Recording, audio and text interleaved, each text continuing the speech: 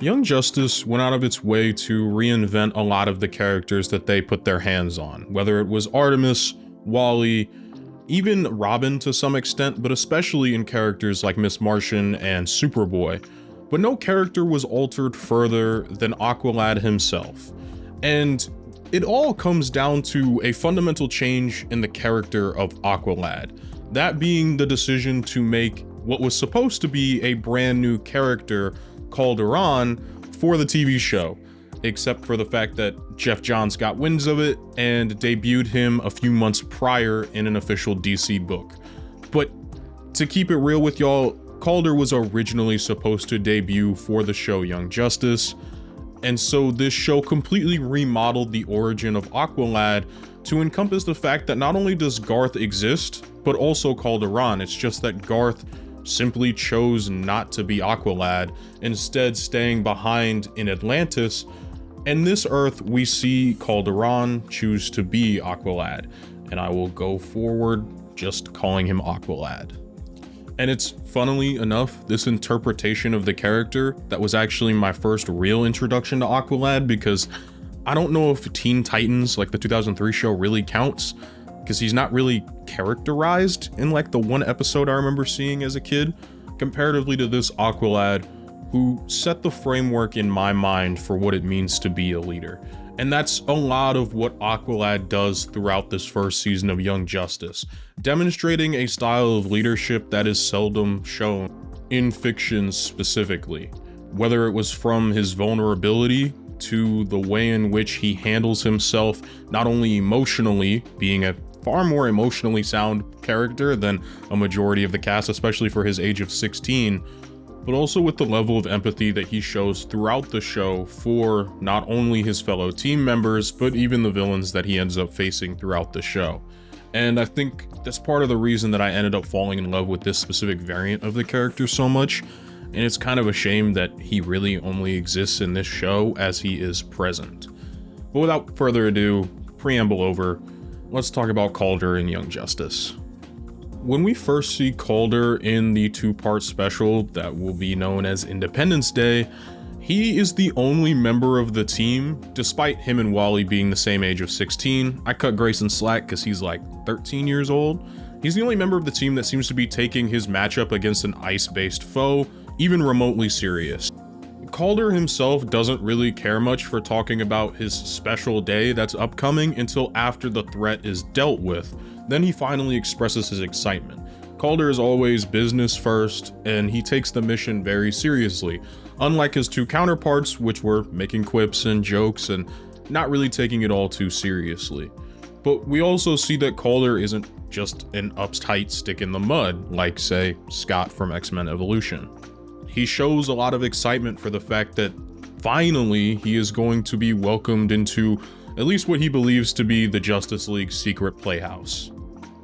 Yeah, that doesn't exactly go as planned, because the Justice League had zero intention of showing any of these guys the actual playhouse, which is the Watchtower, and instead were simply just bringing them there as a show of faith, continuing to treat them as sidekicks, taking them to a place that's really for tourists and nothing more. And that realization hits Calder pretty hard, specifically because he feels as though he is almost equal to Aquaman, especially when they're out fighting, considering he is Aqualad, and he's also the oldest and most mature on the team, at least that's the way he views it. And so for him, it almost feels like they're treating him as though he is not mature enough to handle this responsibility. My mentor, my king, I thought he trusted me. It's this idea of betrayed trust, and also the idea that these guys are too young to handle any sort of big responsibilities, that actually spurs the team to form. This is the making of the Young Justice Squad, because once they hear that there is a fire at Cadmus, the three of them decide to go investigate on their own, rather than involving the Justice League. Calder reluctantly agrees, and ultimately decides this is their way of proving themselves.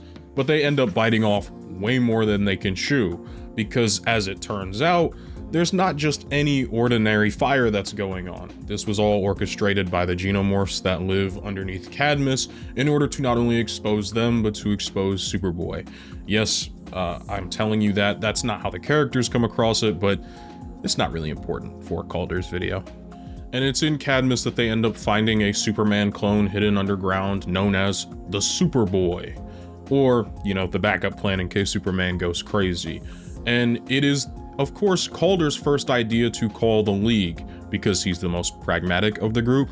Unfortunately, that doesn't work in the slightest, and instead they all get beat up by Superboy and kidnapped.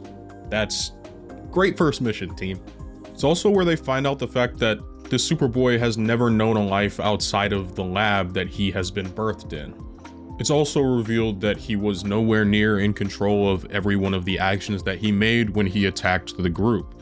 Calder is not only the first to realize this, but the first to actually try and reason with Superboy instead of just insulting him like Kid Flash does. Gotta love KF, man. Calder has this level of emotional intelligence that is honestly rarely seen, especially for a character in what is ultimately a kid's show. I think that's part of what makes his character so special, was the fact that he was emotionally intelligent enough to somewhat subtly manipulate Connor into wanting a life for himself outside of Cadmus.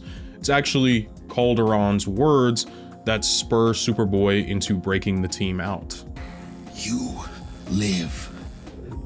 That gives you the right to follow your own path. A weapon or a person. Calder ends up spurring Superboy not only into freeing the team, but also into joining them to see a life outside of Cadmus and outside of everything he was mind-taught, I guess, via some of the xenomorphs that are under Cadmus control at this point. And ultimately, it is Aqualad who ends up standing up for the team, firstly in front of the Justice League, and declaring themselves a sovereign team, essentially telling them to get in line or get out of the way. I am sorry, but we will. Aqualad, stand down. Apologies, my king. But no. We did good work here tonight. The work you trained us to do. Together, on our own, we forged something powerful, important. And it was from this moment forward that we are officially going to recognize these guys as the team. They never call themselves the Young Justice team. They just always call themselves the team for covert ops. Covert with like very heavy quotations. This team is so far from covert, it's hilarious. On a more serious note, this would be the beginning of the team, fundamentally, but there's one thing they're lacking, and that's shown in the very next episode, that being leadership. The team in and of itself is all just kind of running together based off the fact that 3 of them were friends. They picked up Connor along the way, and McGann has just joined. They don't actually have any sort of structure or semblance to leadership, but we can start to see qualities as to why they will eventually elect Calder to be the leader of the team. Mostly that being his ability to stay cool, calm, and collected under distressing situations. For example, when McGann is first getting introduced to the team, she uses her abilities to mind read, which is obviously not something we're cool with here on Earth, because it's not a normal thing. Calder's the only person who doesn't overreact and instead simply tries to explain to McGann why it's uncool and why Superboy might have lost his mind. Things are different on Earth. Here, your powers are an extreme invasion of privacy. But he was also there for Superboy to help guide him in understanding how to apologize to McGann, because he was able to recognize Superboy felt bad for his reaction. I may not have psychic powers, but I can guess what you're thinking. You overreacted and you don't know how to apologize. Just say sorry. As for the rest of the episode, their first true mission together does not go well in the slightest, because there is no sense of leadership. There is no sense of ideas. It doesn't help that McGann is completely fresh and trying her best, but isn't exactly known for being of superhero prowess. Neither is Connor necessarily, but I guess having like 16 years worth of mental training helps him out far more than McGann's 40-something years. Regardless, it's very clear that this team is suffering from a lack of leadership throughout not only this episode, but the following episode. On the team's first officially assigned mission, they were simply supposed to go to Santa Prisca. It was supposed to be recon and nothing more. So Calder drops out, he's going to swim to the island and try and disable all of the anti-air tech they have going on so the team can land. But when the team does, we are shown immediately why they're not known for covert ops.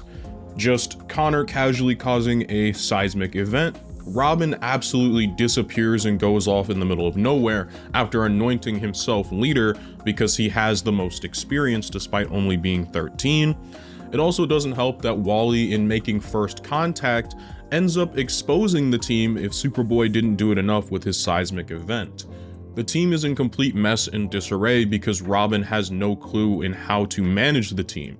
His role with Batman was so defined that essentially he knew what to do, and so did Batman, but the team doesn't.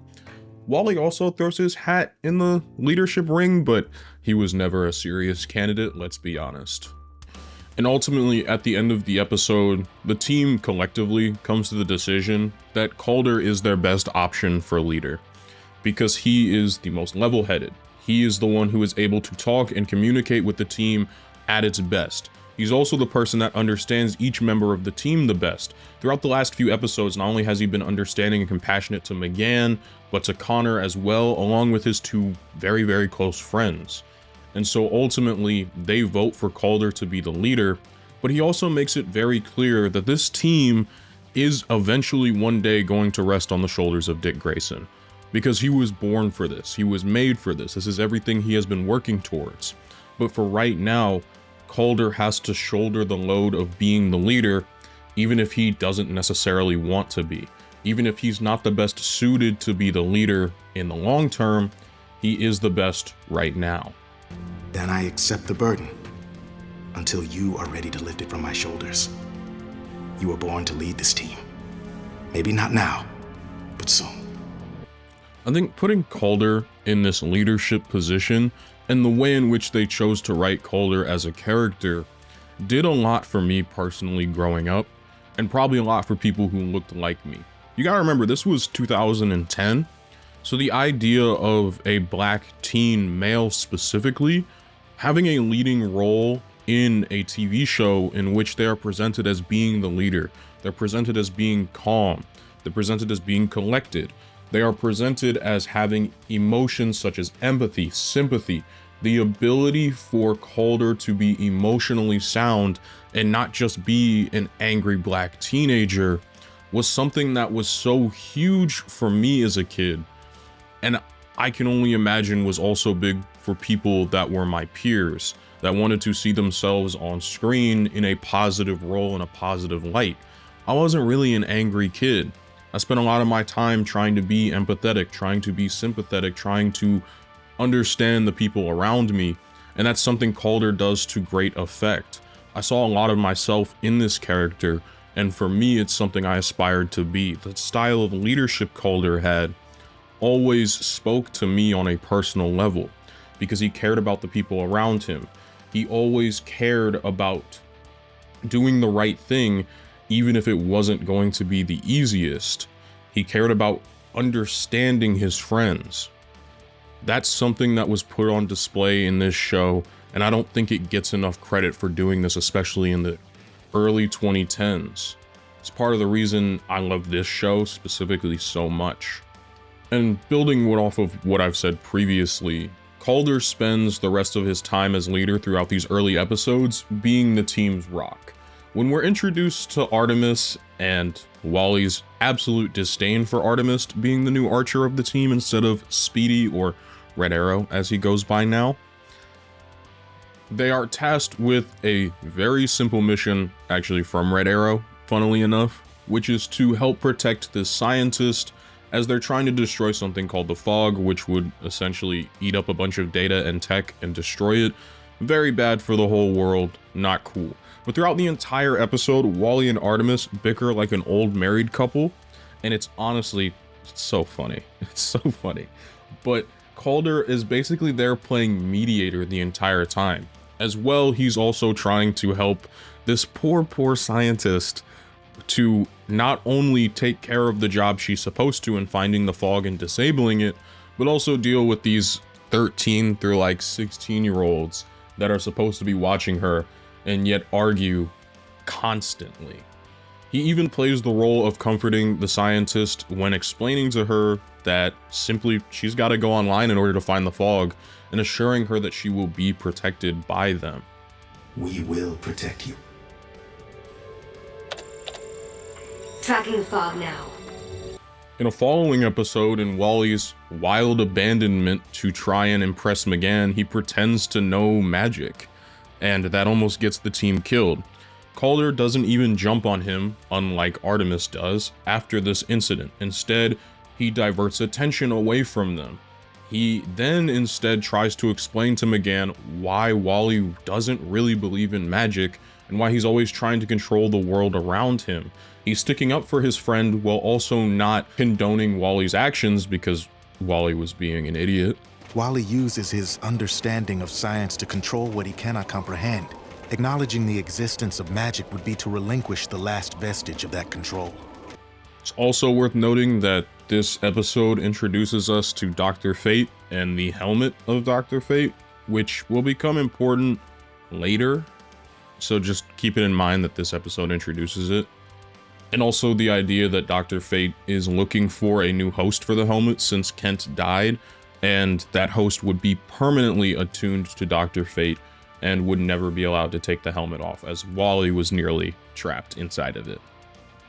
And the very next episode, I think, covers Calder's character really well. It's all about downtime. One of my top 3 favorite episodes from this season starts off with the team getting absolutely trounced by Clayface. Also one of the only few times we see Clayface in this show.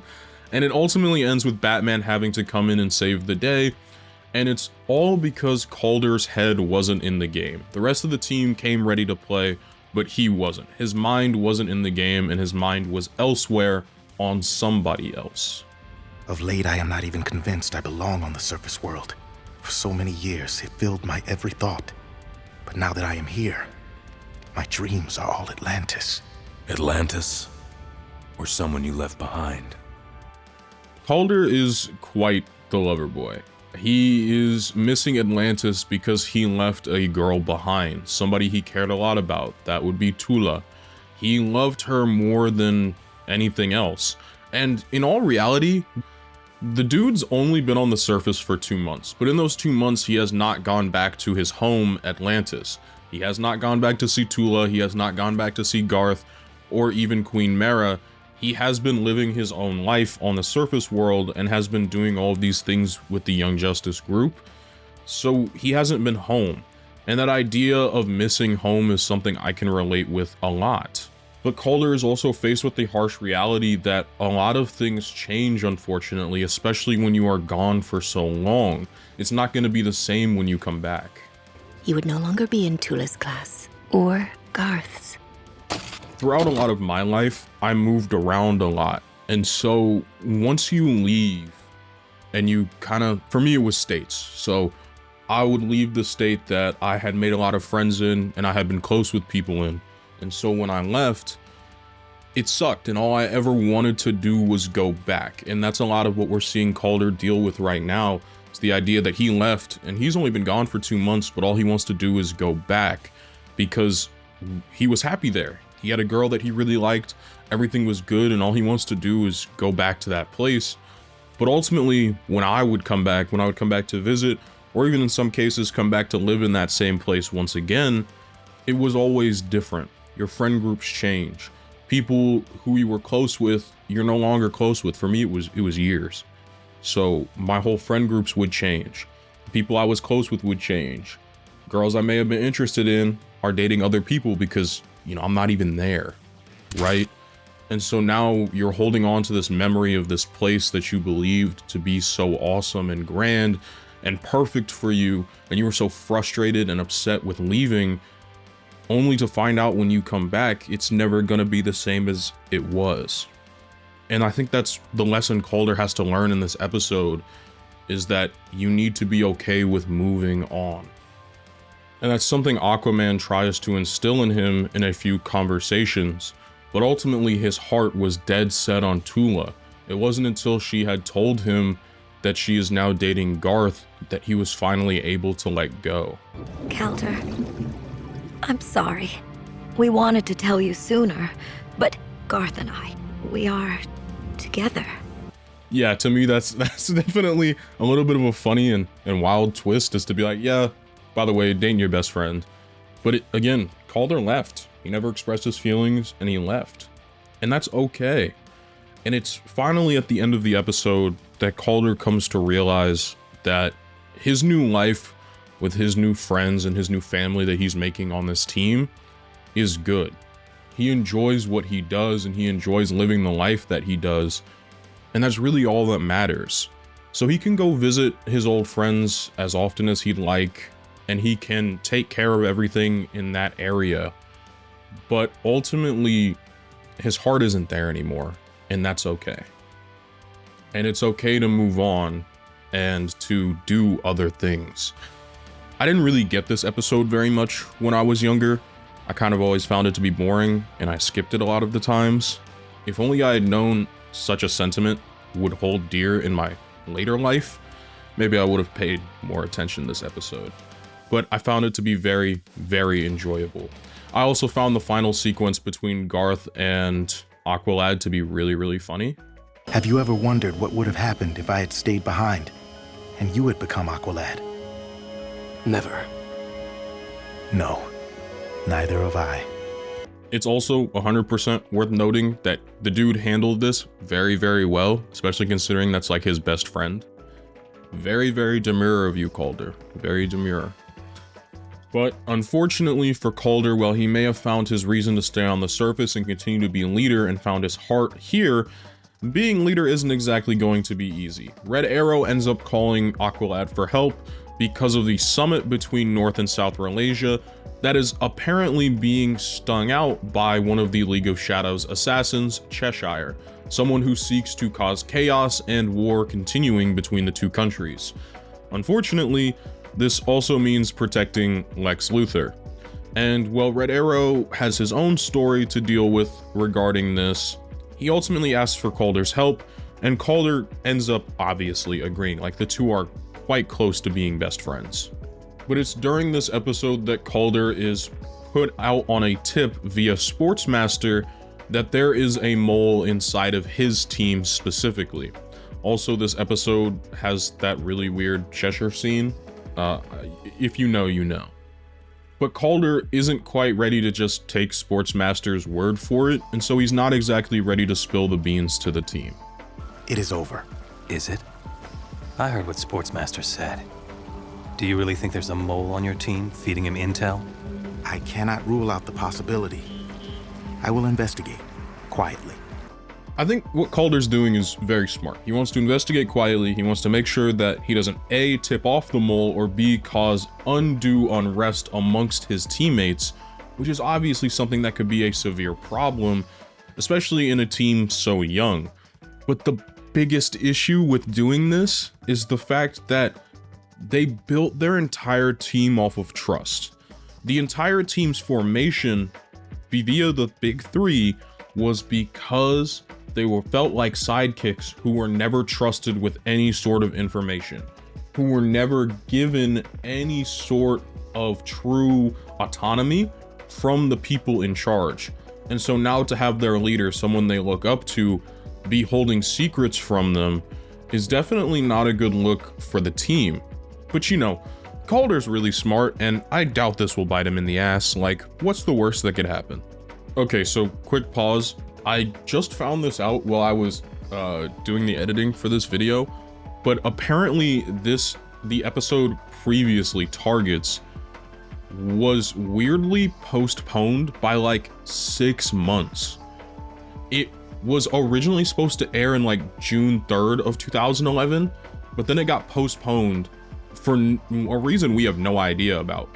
And then on 13th and 14th, it was briefly released on Cartoon Network's website before it was screened at San Diego Comic-Con in July, and then came out officially in September, meaning like the show started airing in March of 2011, and then after episode 9 just took like a 6-month hiatus, which is insane. And we have no information on that at all. If anybody knows why Targets was postponed, please leave me a comment because I am now stupidly curious. Anyways, back to your regularly scheduled video.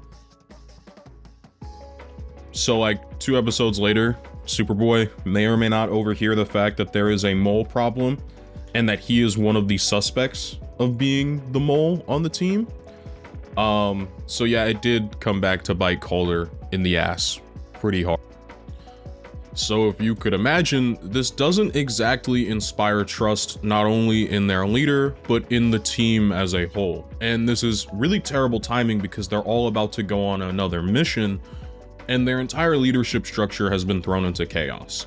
Calder, in and of himself, now no longer has control over the team, nor any Calder has built his entire leadership style off of being open, being honest, being trusting, being empathetic, being sympathetic, putting himself in the shoes of the people that he is supposed to order and make march with him to certain doom in some cases. And now he has lost any and all goodwill and trust. And so when the team lands for their next covert op, they all just kind of go off and do their own things. Wally and Kid Flash are off working together. Artemis and McGann go off together. And Connor just goes and does loner Connor things because why not? And throughout the episode, Aqualad is trying to regain control over the team, but nobody is respecting him in the slightest. And he gets to a point where he can't just be who he normally is. He can't just be his calm, collected self because they're not listening to that version of Calder. And unfortunately, Captain Marvel is actually the one who points this out to him. Batman takes command. He has to, for the good of the League. Thank you for helping me understand. And so that's what Calder does. After getting the wisdom of Solomon and after Captain Marvel gets kidnapped because Billy is like a 10-year-old child, which I still find hilarious, Calder is able to rally the team by basically telling them, I'm the leader, you all elected me, we're going to finish this mission, and then afterwards, like, I'll be done. But for now, we gotta get this done. This is not up for debate. You all chose me to lead. When the mission is over, if you wish to select a new leader, I will happily step down. But until that time, I am in command here. And surprisingly, that actually works, oddly enough. It's just, all of this could have been so easily avoided if, again, Calder wanted to keep this partially a secret, not to tip off the mole, but if Calder had simply just been honest with his team from the get-go and explained to them the situation previously, this probably wouldn't have been an issue. And I think that it's something he needed to learn as a leader going forward, that these secrets do not behoove him or the team. A lesson that Dick Grayson clearly doesn't learn. And given how this mission went, he nearly succeeded. But you had to consider it might be true. Yes, as leader I did, in which case I did not wish to alert the traitor. Hate to say it, but makes sense. I am still prepared to step down. All in favor of keeping Aqualad as leader? And this is just one of the few flaws that Aqualad has as a leader, which I feel like make him an interesting leader. And his next biggest flaw is his over-infatuation with self-sacrifice. Throughout like a 3-episode span, Aqualad was more than willing to sacrifice himself for the betterment of the team, which is all good in theory, except for the idea that like now the team doesn't exactly have a leader. When the Injustice League is debuted as the big bads of the season, and in Batman's infinite wisdom, he ultimately decides the Justice League is better spent fighting plants, and he is instead going to send his covert op team of teenagers to go fight the Joker and the Injustice League, which has literally, like, we're looking at Poison Ivy, Black Adam. This team has Black Adam, and they sent the covert ops team.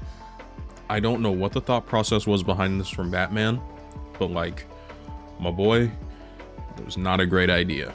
On a more serious character appropriate note, Calder knows pretty much that they're going to be outmatched, so he brings a plan B, that being the helmet of Dr. Fate, and he fully intends to wear it considering he's actually somewhat attuned with the mystic arts, he fully intends to put it on and wear it if things get too dire.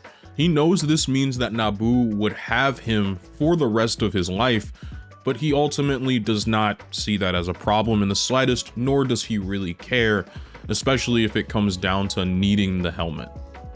And when the team proved to be outmatched completely, he ultimately decided to put on the helmet, much to Wally's dismay. And he takes on the mantle of Dr. Fate. Now, Dr. Fate completely shifts the momentum of this battle. Not only is he able to easily deal with the majority of these villains due to the fact that Dr. Fate is one of the most broken DC characters to ever exist, but ultimately, Calder was about to be trapped inside of the helmet forever, and he very well knew this, and he's the leader of the team, and yet he was more than willing to take this sacrifice.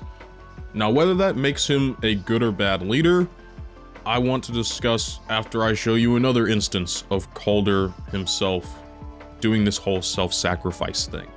Because ultimately, this has no real consequence, as Calder is easily able to take the helmet off, thanks to everybody's favorite previous owner of the helmet, Kent. Failsafe is the next episode in which Calder decides to self-sacrifice. In a world in which the Justice League are being eradicated by some unknown force that can easily and handedly dispatch them without a single issue, the Young Justice Squad is left to fend for themselves. This is nothing more than a training exercise done by Martian Manhunter in order to get the team accustomed to failure and facing overwhelming odds, and knowing what to do when there's nothing you can do, as Granddad would say.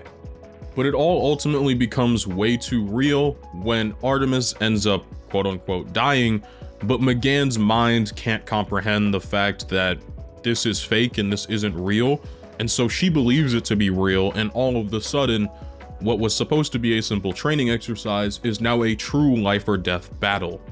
And it is in this moment that the team literally forgets that this is a training exercise. They believe that they have just lost one of their closest friends, and now they must be able to handle it. So Calder steps up as leader. He rallies the troops using his emotional intelligence. But that doesn't exactly last for too long.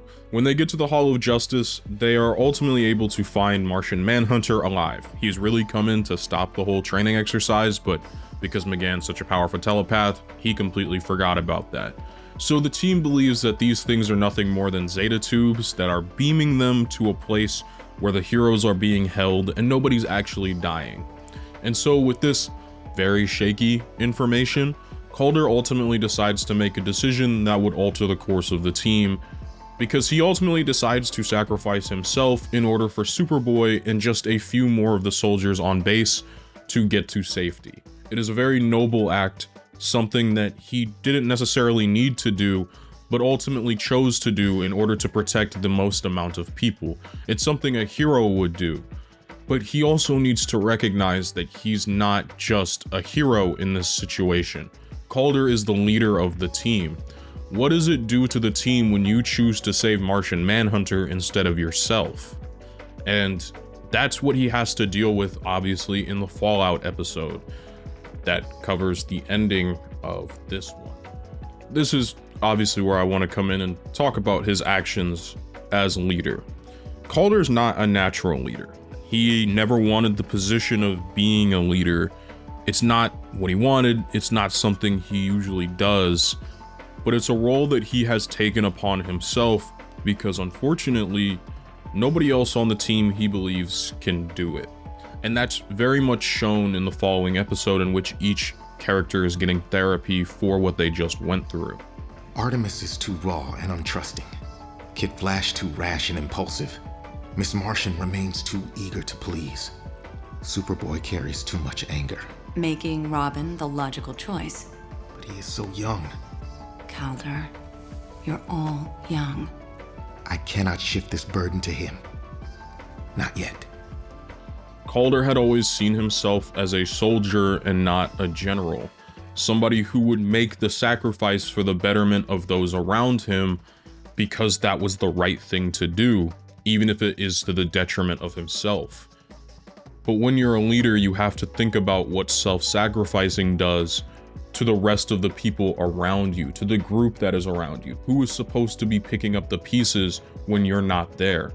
And he realizes that he was unfairly shifting that burden to Robin, who was far too young and not ready to take on said burden, unfortunately. He is the only option right now. Honestly, I think Calder is the best option. He doesn't want to be a leader.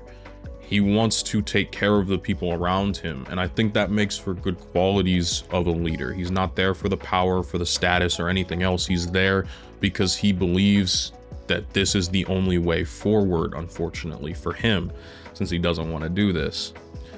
But I also don't think he's the perfect leader. He's never going to stop sacrificing himself in the way that he just did, because that's just who he is as a person. But unfortunately, if you're gonna be the leader of the team, you need to be around. You need to actually be permeable.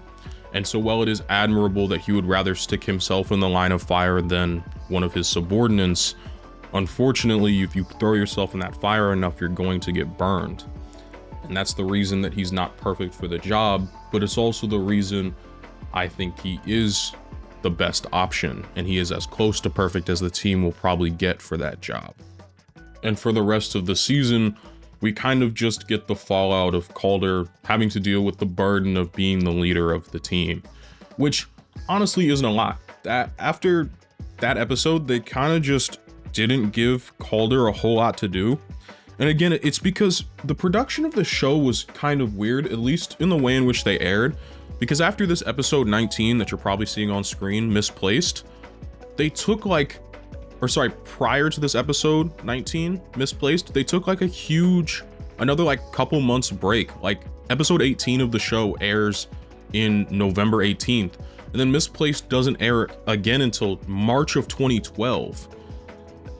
I don't know what the production of this show was looking like, but it was definitely abnormal. But Calder is basically not given almost anything to do. The last thing I have of reasonable note is the idea of using Dr. Fate's helmet once again in the episode Misplaced, in which the Justice League and Young Justice Squad are separated into two Earths with kids and adults. But unfortunately for Calder, they end up not using it. Well, at least those two don't. He values being there for his team more than anything else. And after that, he goes missing for a string of episodes just in a row, where he's nowhere to be found because they're focusing on other characters. Calder pretty much gets pushed to the sideline for the rest of the show, although he does have a few absolutely wonderful moments that I find to be great. Like, for example, when the team is revealing their secrets to each other, the three proposed moles are being shown that they weren't really moles, even though they were being blackmailed by the villains. Calder's the only one on the team who doesn't react horribly when M'gann transforms into her true white Martian form. He is the first to accept her next to Superboy. M'gann, did we truly seem so shallow? I couldn't take a chance. And as far as the season finale goes, he doesn't really do a whole lot. He's there for Red Arrow when Red Arrow needs somebody, because Red Arrow low-key got revealed to be the traitor, and the Justice League are hunting him down because they're all under the control of Vandal Savage. And well, that's all well and cool and good. The rest of the show, he basically either is absent or is just doing more of the same. His character development kind of ends after that episode, which is kind of sad to see, but it only ends for this season. They end up doing a lot more with his character throughout season 2, thankfully. But ultimately, my boy is kind of just left hung out to dry, which is okay. This show was juggling a lot of characters by the end of the season, each having great arcs, in my opinion, especially when looking at characters like M'gann and Connor, who are far more M'gann's more back heavy to the end of the show when it comes to her arc, whereas Connor's more evenly spread throughout. And I think Calder was just simply front loaded. They had a lot of his specific episodes in the front of the season, and by the end of the season, they were done trying to grow his character any further from where it was, which is perfectly fine. Ultimately, what I think we got in terms of getting an Aqualad adaptation was really fun, and it was novel, it was different. And it also spoke to me as a young black kid watching this show. But no wonder I couldn't keep up with this show. Like the airing and production, like the production order seems fine, but the air dates of this show, no wonder I couldn't keep up with it growing up. Like they would just take these huge hiatuses for absolutely no reason that we can figure out, and then they would just come back like nothing else is going on. All of that aside to say, I really enjoyed this interpretation of the character, and I thought for a first season they gave us a wonderful character, even though he has a Michael Schofield-ass hairline. I am very happy with what we got. I enjoyed Calder throughout this season. I enjoyed what he stood for and represented, and I'm excited to talk about him when we get around to season 2, because I've got a lot to say.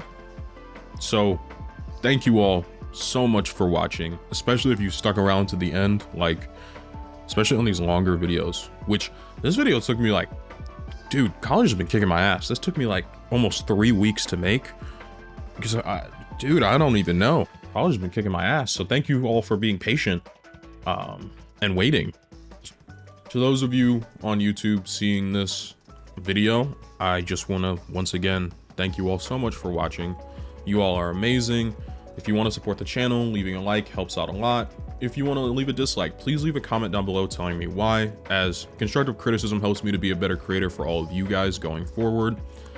You know, if you want to sub, it's free. You could always unsubscribe later. I do run a Patreon in which you can find each and every one of these videos not only early, but completely unedited, so no freeze frames, filters, or whatever else I have to do so that I can be in compliance with YouTube to post this video.